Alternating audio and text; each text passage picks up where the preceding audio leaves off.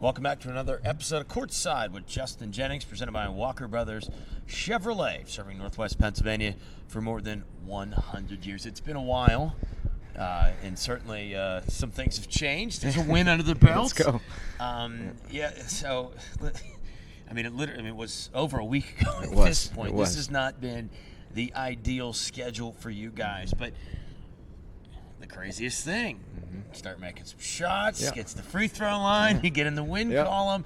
I think maybe some of the boys were watching the show. I think they're locked in the courtside pretty heavily if you watch it. I mean, you talk about just us making shots. I mean, we did that. Easton Fulmer kind of got off the schneid a little bit and hit some shots, hit some in rhythm ones that we've been counting on him all year to do. And it was good to see him get going a little bit. And then we got to the line. We talked about it last time. Chance favors the aggressor, and I thought we were more aggressive against Roberts Wesleyan, and we got to the line. And then we made our shots at the line. And I think Bernie Blunt went 14 for 14 from the line. So, just impressive the way our guys fought and handled. Really excited for them. Now, it feels like you kind of have to work on the offensive end a little bit harder. Did it feel a little bit more natural, or was it just the fact that you made shots? For lack of a better term, it kind of got clunky at times in the start. In the win, did you feel that all those things sort of naturally took care of themselves, or is that literally just a byproduct of shots going in? Yeah, I mean, I think it was a little bit of both. We did want to be aggressive and take what they were giving us. Obviously, they were picking up full court for the majority of the game, and surprisingly, they pulled it off in the last 6 minutes of the game. They pulled that pressure off and shocked us a little bit, and I thought that's when we really started executing really well. But I thought, our game plan was to, take what they're giving us early, be aggressive on the press, and if we didn't get it, execute in a half court. And I just thought we got the ball moving side to side a little bit. The ball got through hands, and it just kind of found the right guys, and we got some good in-rhythm looks. The one thing that I thought stood out to me the most is that after Fulmer knocked down a couple early, the middle of the floor opened up, because when you say he's right wing or right corner and you're trying to penetrate from the left wing, the help wasn't coming from him. They were not leaving him. And all of a sudden, once Bernie or whomever was able to turn the corner, I don't want to say it was an uncontested finish, but there wasn't a lot of bodies there because they weren't willing to leave Easton in the corner. And I really thought that action alone, never mind Fulmer knocking down shots, but I thought that action alone really opened up the entire flow to what you were trying to do. Yeah, no question. I think it did. And he didn't hit a three in the second half, which is telling. Yeah, and they still didn't leave him. And like you said, that just opens up the floor so much. When you got guys that are knocking down the shots, you play with pace and space, and you have so many more opportunities to drive and attack and finish with force. And I think we did that in the second half.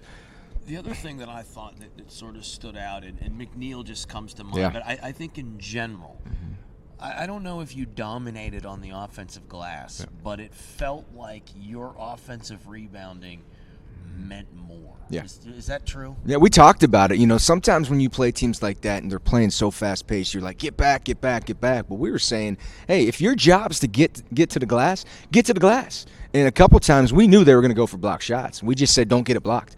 Get it off the glass. And you knew Ian and Say would be there to clean it up a little bit. And what a night for Ian. I think he played 14 minutes, had 7 rebounds, 6 huge buckets, and just really brought the energy up for the whole arena, really. Yeah. Now, when you talk about, because Penn State, Mike Rhodes is in the same boat. When you have that brand new roster, do you feel any better now than you did 2 weeks ago about what it looks like, about who the players are? And again, you can practice as much as you want, as well as that game evaluation, that situational awareness, that time and score, the flow, how it naturally comes to guys. Do you feel a little bit better having an understanding of your guys now that you've got 6 games under your belt? Yeah. It was nice to see the guys do what we expected them to do early on. The guys who we thought were going to hit shots are starting to hit shots. The guys that we thought would be our drivers and finishers are starting to do those things. And I think early on in the season, maybe it was nerves, maybe it was pressing, getting comfortable with some things. We weren't doing that. And I think now, as we're flowing a little bit, it's nice to see those guys do what we think they can do, and it gives a lot of excitement heading into league play. Now, a couple of guys that I think you got to get going.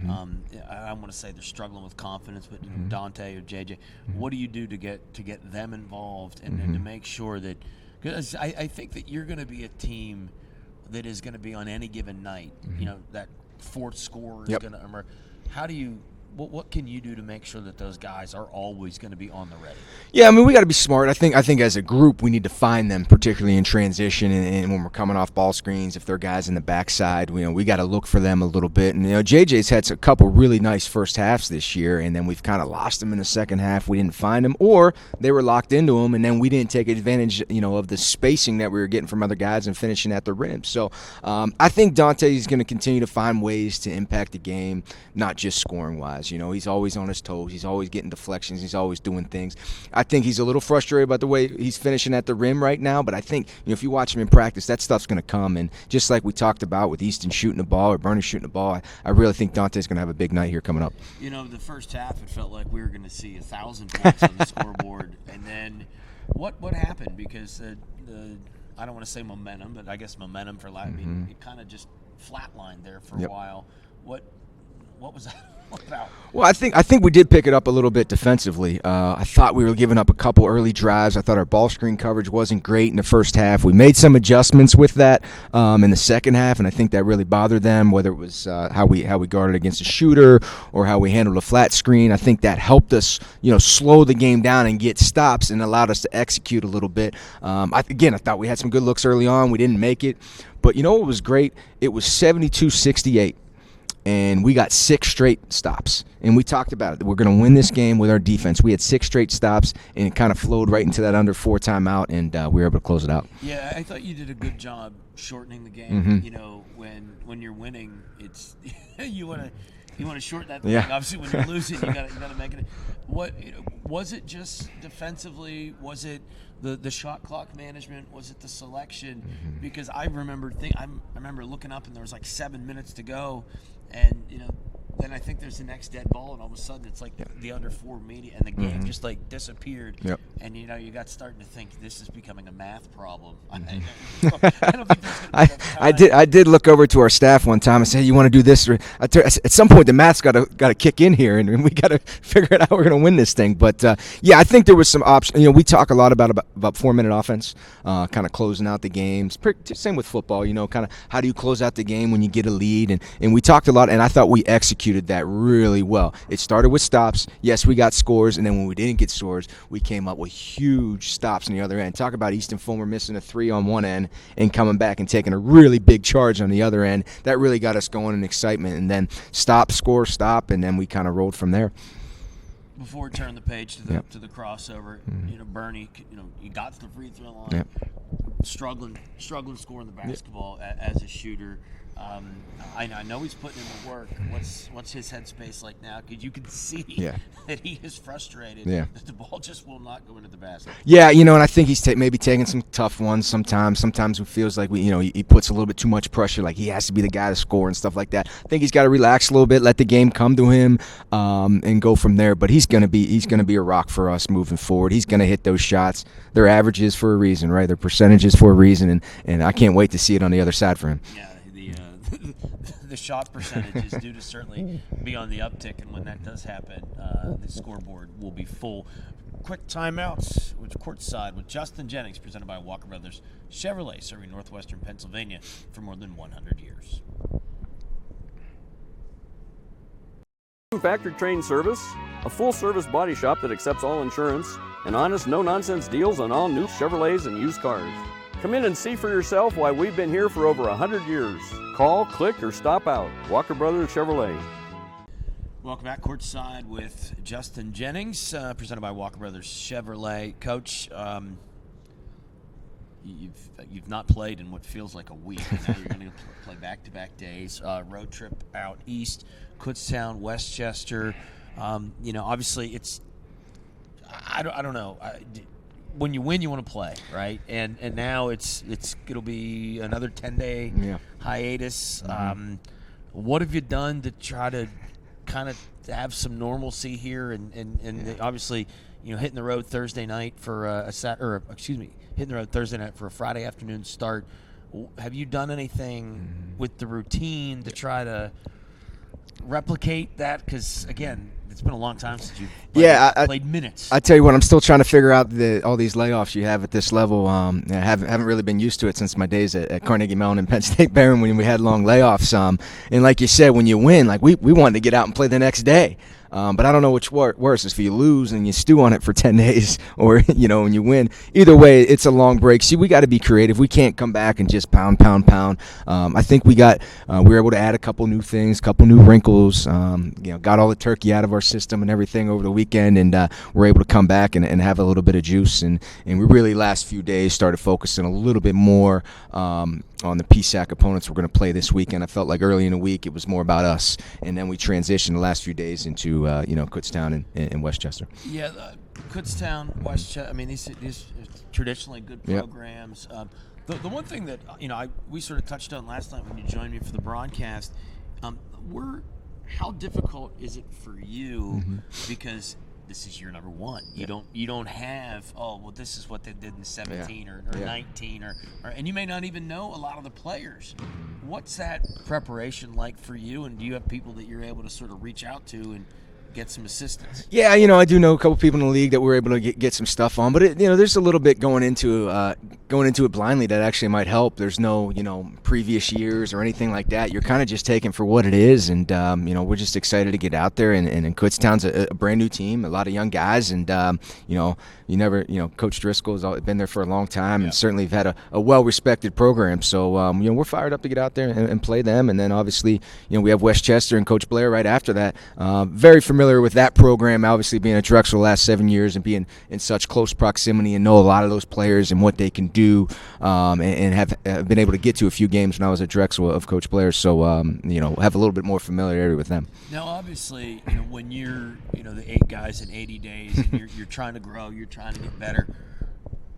Other than the obvious going 2-0, what's a couple of goals that you feel that if we can do X, Y, and Z, and then kind of carry that, piggyback off one, what are a couple of things that you have to see this weekend? Yeah, we talk. It's a lot about us. Both teams can pose some problems for you, but it's a lot about us and sticking to what was successful last week. When we got the win and we did some things, and taking care of the basketball, make sure we hold them to one shot. Don't allow multiple shots at the basket, and be more about us and less about them. I think that's important. 2 completely different styles we're going to play. Kutztown's going to play underneath you a little bit more packed in, and then West Chester we're going to be running into a team that's very similar to the Tiffin team. We play really getting out and passing lanes and making it tough to run your stuff. So we got to be prepared for both and see how it goes. Now, again, the theme is with you all year is going to be learning your guys, because they're not necessarily. I mean, you need a roster. I mean, this wasn't a full recruiting cycle to get. You had to put a team together. Yep. Are you starting to feel a little bit more comfortable with them, and maybe more importantly, are they starting to feel a little more comfortable with you? I think so. I think we're starting to understand each other, particularly when it comes to game management and stuff like that. But we talked about it all the time. Like, every game, it's going to be somebody else. Sometimes you, sometimes me, always us is what we're talking about. And different nights are going to pose different problems, and we'll have different matchups, and guys will play different roles each game. It might be a new scorer each game. It might be a different defensive assignment, but it's always going to be about us. Every time out. The one guy that I think that you have to get going, and you have to get going on both ends, because he's a guy that offers a lot, and that's Will Taylor. Yeah. He can be a point forward if you need him to be. He can do a lot of things. He had an injury before the season. Yep. What can you do for him? And then what's the status of his health? Is he 100% these days? Yeah, I mean, I don't know if he'll ever be 100% this year until we have another long break. He's really been fighting and battling through it. But, I mean, if you would have seen him come back from Thanksgiving, I mean, there was flashes of old Will back, which we're excited about here moving forward. And, he's looked really well in practice. He's had some really good flashes in games. And I think it's not as much the physical that's been holding him back as much as the mental, not getting those reps, not being able to fail in scrimmages where other guys were able to fail and learn. He didn't get those opportunities to do that in those scrimmages, but he's really bounced back. He's thrown himself into the process. He's living in the training room, and we're excited about his future. Yeah, certainly a guy that is, he's kind of like a 5-tool player. Yeah. I mean, he can defend bigger because he's a stronger guy, but he can also, help it in a press breaker. Obviously, He's 7 foot. For you, I think, ultimately to be successful, he's got to be one of the premier defenders in the league. What can you do to make sure that he is the 7 foot rim protector that you see in splashes? But is it just lack of comfort in your scheme defensively, because it's not as consistent as it needs to be? As at this level, a 7-footer is a huge advantage. Yeah, I think a lot of it's about positioning, and he's gotten so much better from the beginning of the year with that, particularly with our ball screen coverage and footwork, making sure he has the right foot up, shocking the ball. His improvement has gone through the roof in that area, and we've seen it as a staff. I think sometimes because he's so big, you only see the mistakes out there because he's an eye target, right? But for us, we've seen massive signs of improvement with him, and I think it's going to keep growing each and every day. Yeah, certainly another road trip. I think you're not home until the next crossover. Road Warriors, that's what we are. For a guy that just sold his house. Yes. Maybe you're taking this a little too seriously. I tell you what, I sell my house, and then I sell my house on Thursday. I think we close tomorrow, and then we're back out in the same area the next day. I'm like, what are we doing? Just live on that bus you've been riding all over Western Pennsylvania. So we talk about these road trips. This is going to be a good test, but I think it's sort of a fun.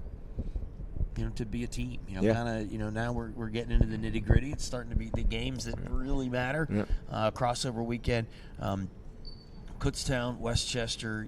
Certainly, again, you mentioned Driscoll. Guy's been there forever, and they won a lot of stuff. Yeah. When you look at where you are now versus where you may be, and we have another week until we do this again, and then you will have another layoff. But what are some of the things that from a team perspective, like what's a January 1st goal that you guys kind of have in the back of your mind? And I don't necessarily mean record, but obviously you want to get Bernie start making some shots. No doubt. What are some things that you want to get cleaned up by the end of the year? Yeah, you'd love to be 100% healthy and moving forward and getting that true rotation that I feel like you're going to have throughout the PSAC. Getting through some different. We've played so many different styles of games, and I think that's dictated our rotation a little bit. But you'd like to get in a little bit more flow in that, and you just want guys to continue to raise their level of confidence in our stuff. It's our whatever offensive game plan, our defensive game plan, and you're seeing signs of it. Now we just got to keep progressing and can't go backwards. Got to keep pushing forward with it. And as long as we're doing that, I like where we'll be at in the second semester. But it's got to continue. We cannot have lapses or these 3 games where we start falling apart or anything like that. We got to stick with the process and play the right way. Courtside with Justin Jennings. They head east, Kutztown and West Chester, a weekend, a crossover, and then a trip to Uville. Yeah, to Uville out in Buffalo. Yep. So the Road Warriors continue, and we won't see you back until the Millersville Shepherd crossover. 18th, 19th. Yep, I think back home. Yep. So, all right, safe travels, best of luck, and I appreciate you taking some time with us. Thanks so much. Go Burrow. All right, each and every week, Courtside with Justin Jennings, presented by Walker Brothers Chevrolet, serving northwestern Pennsylvania for more than 100 years. We'll talk to you next time.